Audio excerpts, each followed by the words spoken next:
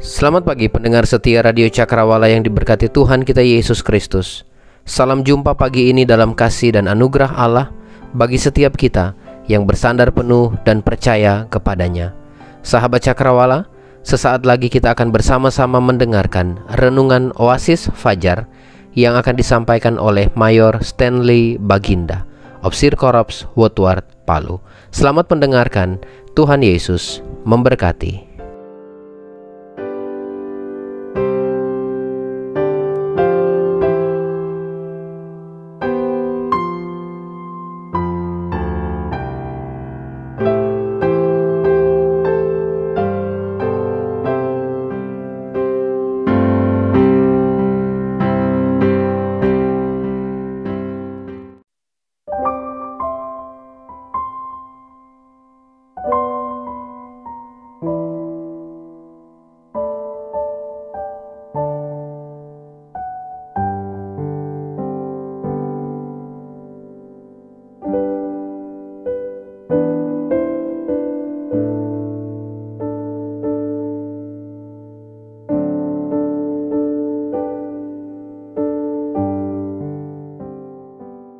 Selamat pagi, sahabat Cakrawala yang diberkati oleh Tuhan.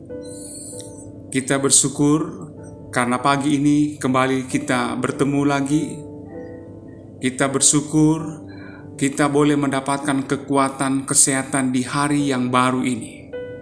Dan pagi ini kembali saya ingin menyapa saudara sekalian melalui firman Tuhan dan renungannya yang akan kita dengarkan sebentar. Namun sebelumnya saudara, saya mengajak kita semua untuk berdoa. Kita tunduk di hadapan Tuhan, memohon supaya kuasa Tuhan, Roh Kudus menyertai, menguasai, dan mengurapi kita sekalian.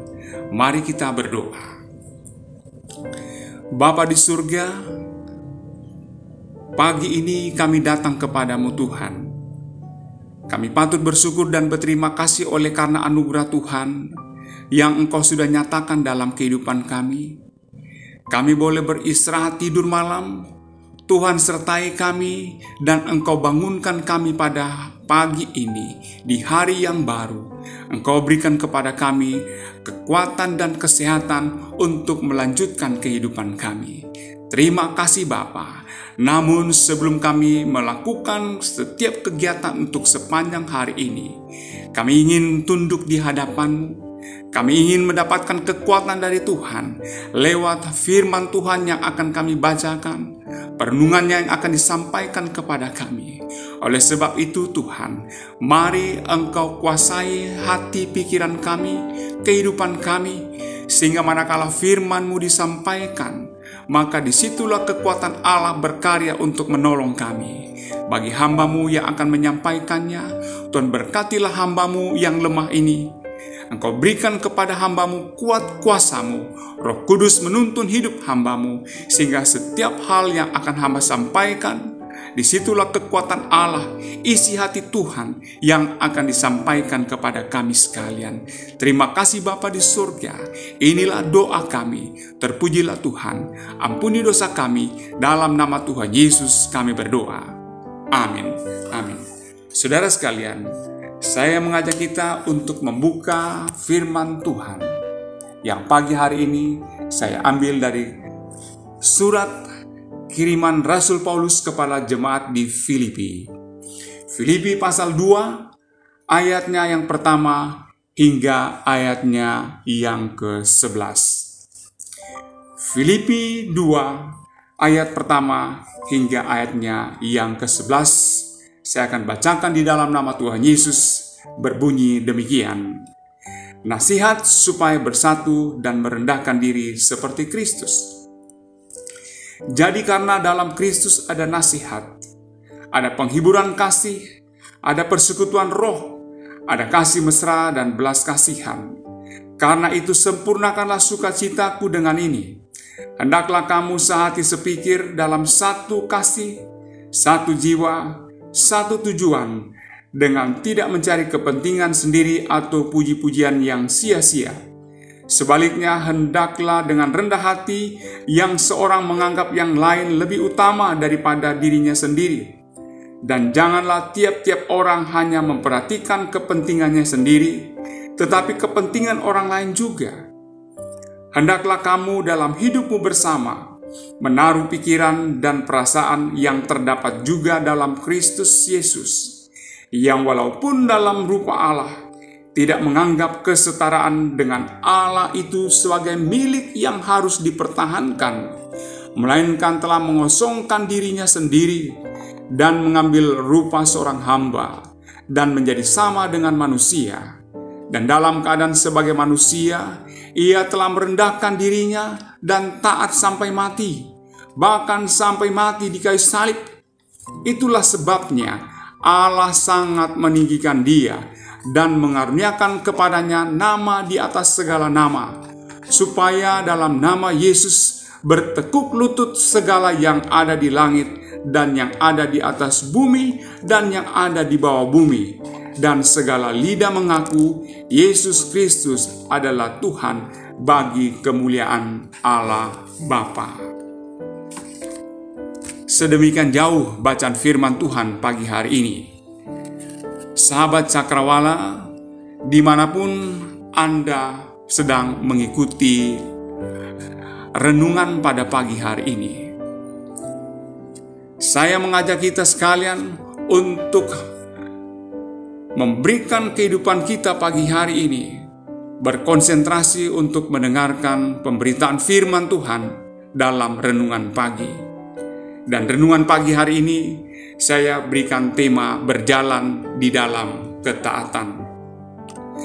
Berjalan di dalam ketaatan. Filipi 2 ayat 8, di sana firman Tuhan mengatakan demikian.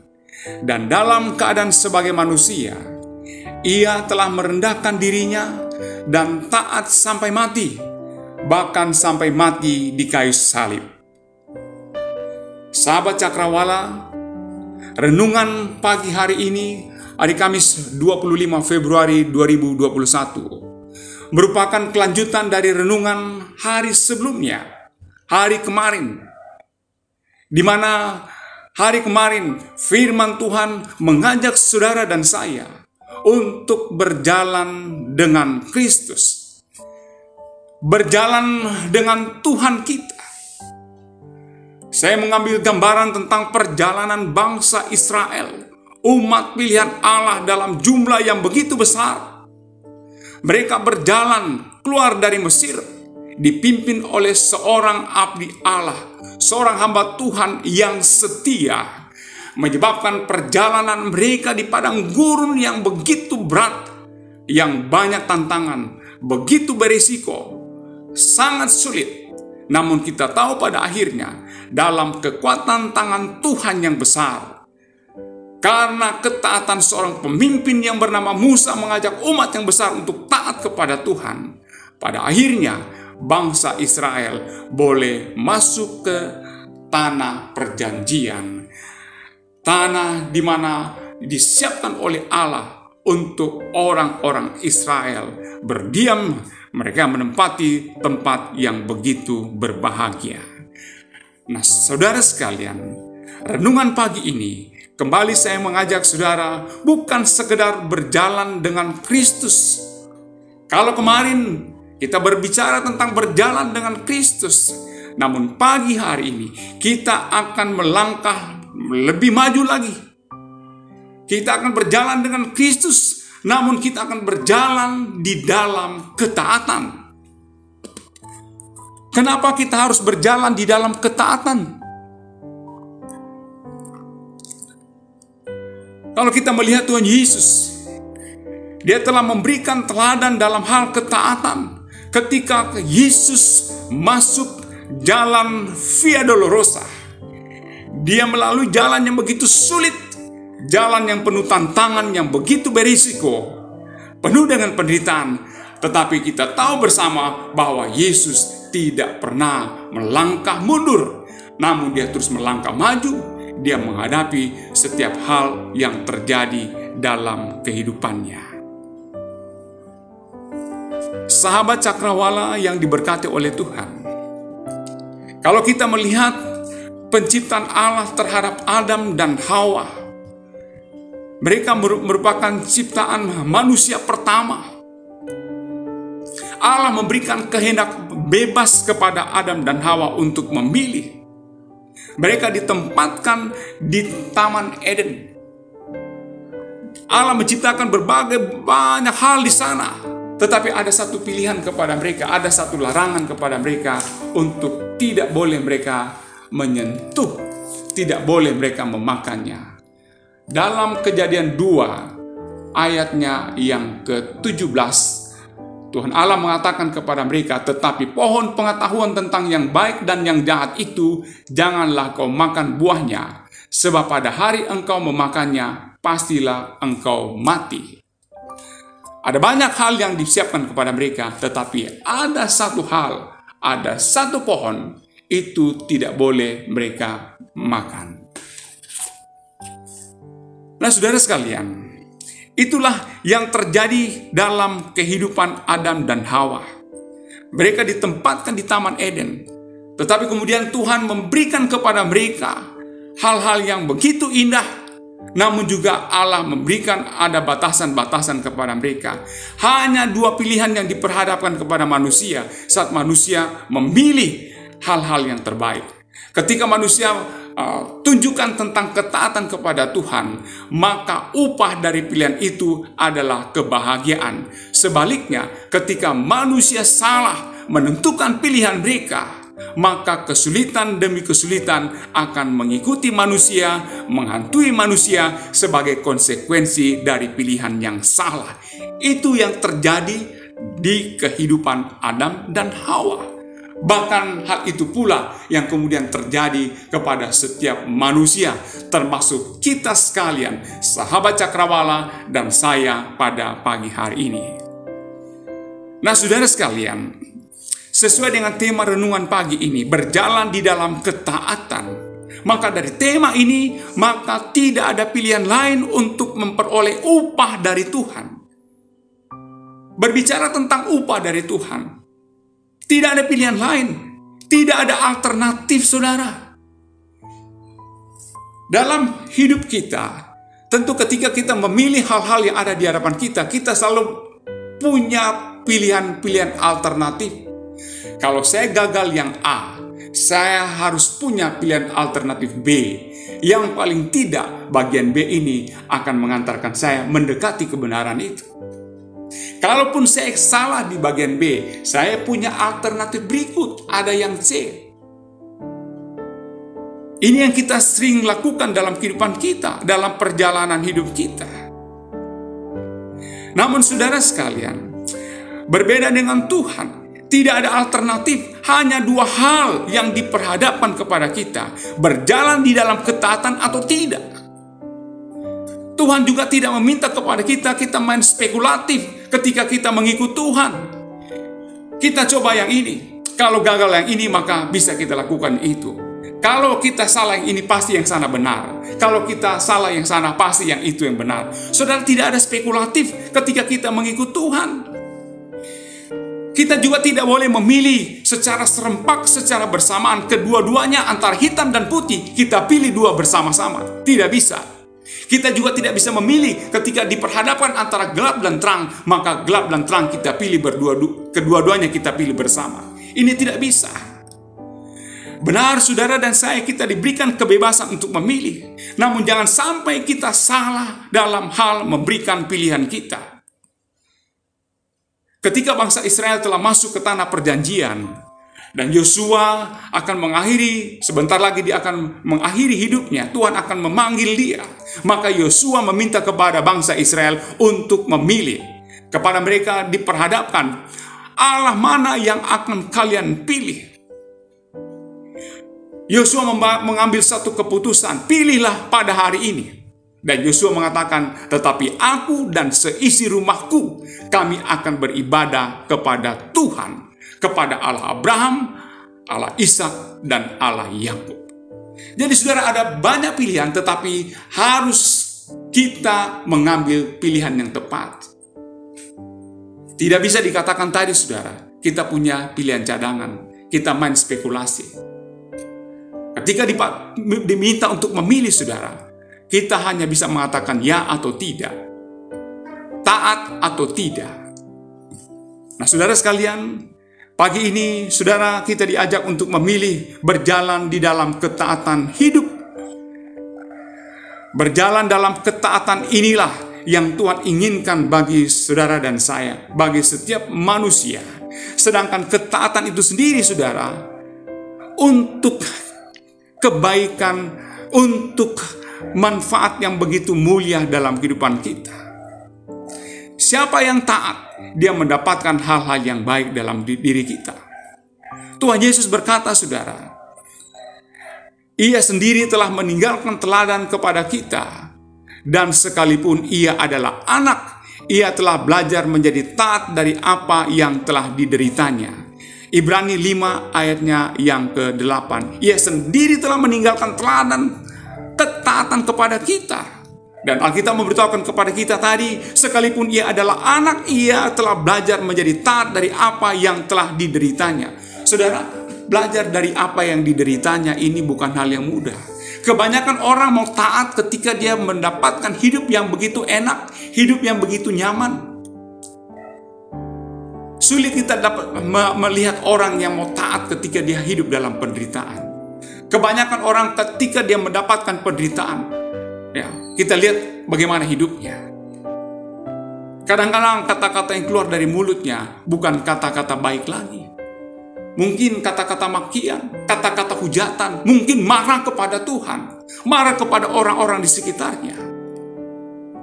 Tetapi apa yang kita lihat pada pagi hari ini, dan sekalipun ia adalah anak, menunjuk kepada anak Allah, ia telah belajar menjadi taat dari apa yang telah dideritanya. Justru dalam penderitaan itu, saudara, dia begitu taat. Ketaatan ini ditunjukkan oleh Yesus. Ketaatan dalam kerendahan hati dan juga untuk menghadapi penderitaan. Filipi 2 ayat 5 hingga ayatnya yang ke-8.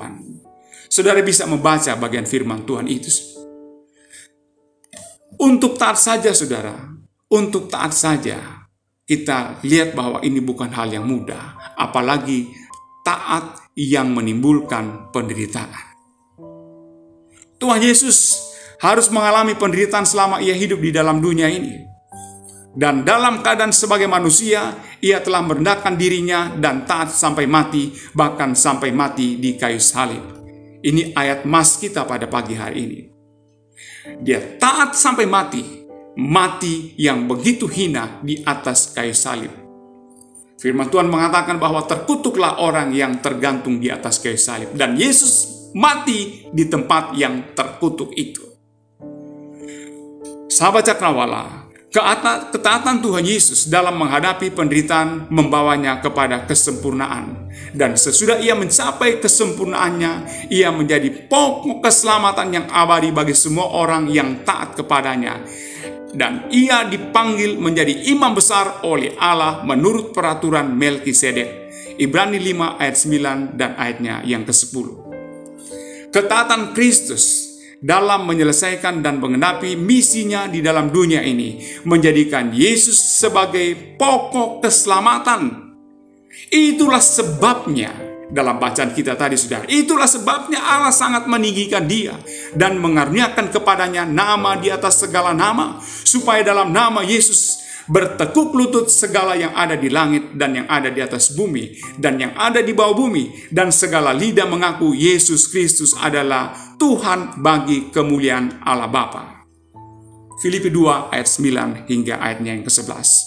Saudara, ketaatan itu berbuahkan hasil yang begitu indah. Ketaatan itu memberikan upah yang indah dalam kehidupan kita. Kalau Kristus telah menunjukkan ketaatannya, itulah sebabnya Allah sangat meninggikan dia. Ada upah menanti, saudara. Kita taat, maka akan mendapatkan hal-hal yang indah dalam kehidupan kita. Malah, saudara, pagi hari ini, dalam perjalanan kehidupan kita berjalan bersama dengan Kristus. Ada banyak tantangan saudara dalam perjalanan kita. Kemarin saya katakan kepada saudara, waktu kita berjalan ada banyak rintangan, ada banyak kesulitan, ada banyak hal yang menyebabkan kita harus berhenti sejenak. Ada banyak hal, ada banyak kemungkinan yang menyebabkan kita harus putar haluan, berjalan tidak pada jalan yang benar. Kita harus putar haluan, kita harus berbalik, putar kiri, putar kanan. Kita harus melalui jalan-jalan yang sulit mungkin. Ada jalan-jalan tikus di sana. Tetapi saudara, apapun juga, kalau kita mau taat, kita berjalan dalam ketaatan di dalam Tuhan, maka akan ada upah yang menanti kita di sana. Pertanyaan bagi kita, maukah sahabat Cakrawala berjalan di dalam ketaatan? Saya mau. Kita mau, saudara. Karena kita harus tahu bahwa anugerah Tuhan akan menolong dan memampukan kita untuk berada di dalam jalan ketaatan itu. Allah akan menuntun kita. Ada satu nyanyian Balak Selamatan nomor 137. Di sana nyanyian ini mengatakan demikian. Kalau kita jalan di dalam terang Tuhan, Tuhan memberi cahaya mulia. Turutlah perintahnya, tinggallah sertanya, selalu taat dan percaya. Tiada bayang kelam dan awan di langit, senyumnya hilangkan semua. Tiada bimbang takut, tiada pun bersungut, bagi yang taat dan percaya. Belum terasakan berkat kuasa Tuhan, hingga kita serahkan semua. Kasih dinyatakan, kesenangan diberikan pada yang taat padanya. Sungguh berbahagia duduk di kakinya, berjalan dengannya senantiasa. Perintahnya ku turut, jalannya ku ikut, selalu taat dan percaya. Kornya berbunyi demikian, saya akan nyanyikan bagi saudara. Percayalah dan taat padanya, hidup yang berbahagia dalam Yesus saja. Ternyata saudara, hidup yang berbahagia itu hanya ada di dalam Yesus. Untuk mendapatkan kebahagiaan itu, kita harus percaya, kita harus taat di dalam Kristus. Kita harus taat. Ketika sahabat Cakrawala berjalan dalam ketaatan, pada saat itu juga firman Tuhan akan datang kepada kita. Firman itu akan berbicara kepada kita. Dan firman Tuhan itu berkata kepada kita, kamu adalah sahabatku, jikalau kamu berbuat apa yang kuperintahkan kepadamu. Yohanes 15 ayatnya yang ke-14. Sahabat Cakrawala, marilah kita taat berjalan di dalam Tuhan, berjalan bersama-samanya. Kita taat untuk mendapatkan hal-hal yang terbaik dalam kehidupan kita. Tuhan Yesus memberkati kita sekalian. Amin. Amin. Mari kita berdoa. Bapa di surga, terima kasih untuk renungan pagi hari ini. Kembali firman-Mu berbicara kepada kami, meminta kepada kami untuk berjalan di dalam ketaatan kepada Tuhan. Engkau berkatilah kami sekalian. Kami lemah, kadang-kadang kami dipengaruhi oleh kondisi kami, lingkungan kami. Kadang-kadang kami dipengaruhi oleh hati kami, mood kami. Kalau kami senang, kami mau ikut Tuhan. Ketika kesulitan menghantam kami juga menjadi lemah iman. Kami menjadi orang-orang yang tidak setia lagi kepada Tuhan. Ampunilah kami Bapa. Kami bersyukur untuk firman-Mu, mengingatkan kepada kami untuk senantiasa berjalan di dalam Tuhan, percaya dan taat atas kehendak Tuhan yang selalu menuntun perjalanan kehidupan kami. Terima kasih Bapa di surga. Berkatilah kami sekalian hari ini dengan segala sesuatu yang akan kami lakukan di tengah tugas dan pekerjaan kami. Engkau tahu situasi pandemi membuat begitu banyak hal yang terjadi, begitu banyak hal yang kami lakukan menjadi terbatas. Kerja dari rumah, kerja dengan jumlah yang begitu kecil, belajar dari rumah, baik kami yang SD, SMP, SMA, SMK, kami yang mahasiswa. Begitu terbatas proses pembelajaran ini. Namun kami bersyukur karena hampir 1 tahun proses ini pun telah dipakai oleh Tuhan untuk memberkati kami. Oleh karena itu, berkatilah pendidikan kami, berkatilah pekerjaan kami, berkatilah rumah tangga kami, orang-orang yang ada di dalam rumah tangga kami dan keluarga kami. Mereka adalah orang-orang spesial yang Tuhan tempatkan bagi kami, suami, istri, anak-anak, dan orang tua kami. Berkatilah kami sekeluarga, sehingga dengan berkat-Mu itu Bapa, kami tahu Tuhan akan tuntun kami untuk menikmati hal-hal yang begitu indah dalam kehidupan kami. Kalaupun ada tantangan, ada kesulitan, ada air mata, ada hal-hal yang begitu sulit, kami tahu, kami taat, percaya kepada Tuhan, maka Tuhan akan memberikan hal-hal yang luar biasa dalam kehidupan kami. Yang pasti, damai sejahtera Engkau rancangkan dalam kehidupan kami. Terima kasih Bapa di surga. Kami mohon biarlah Engkau memberkati bangsa dan negara kami. Presiden kami, Bapak Joko Widodo, Wakil Presiden, para Menteri Kabinet, kami berdoa bagi kepala daerah kami, gubernur, wali kota, dan bupati. Berkatilah mereka sebagai pemimpin pemerintahan sampai ke tingkat yang terendah sekalipun. Berkatilah mereka menghadapi pandemi COVID-19.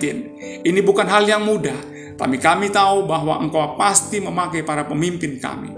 Engkau juga akan memberkati petugas, para aparat keamanan di negara kami, TNI dan Polri, sehingga mereka dapat mengarahkan, menertibkan masyarakat Indonesia sehubungan dengan protokol kesehatan. Bapa, kami berdoa bagi vaksinasi yang sedang dilakukan. Engkau berkatilah vaksinasi ini Bapa. Setiap rakyat Indonesia, setiap kami, ketika vaksin itu masuk dalam tubuh kami, maka itu akan membentuk imunitas tubuh kami untuk melawan virus corona. Sembuhkanlah Indonesia, sembuhkanlah kami yang berada di kota Palu dan sekitarnya. Sembuhkanlah seluruh dunia dari pandemi COVID-19 ini. Sehingga pada waktunya, dalam kekuatan Tuhan, kami sangat percaya, kami mau taat kepadamu Tuhan.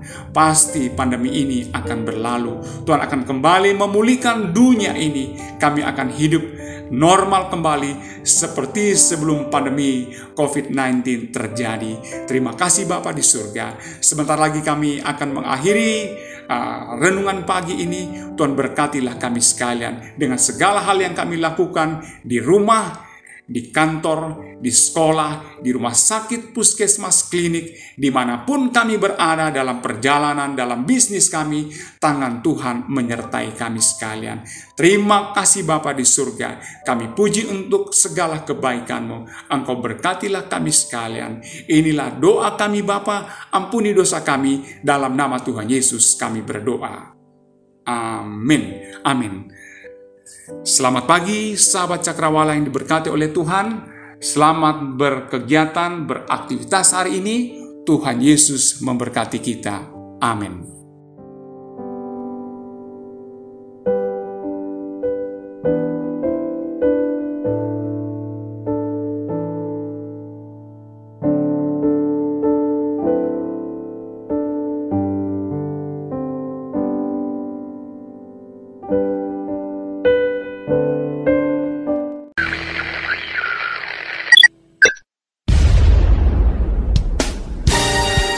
Pastikan Anda tetap bersama dengan kami di gelombang 89,2 FM, The New Cakrawala Radio. God bless us.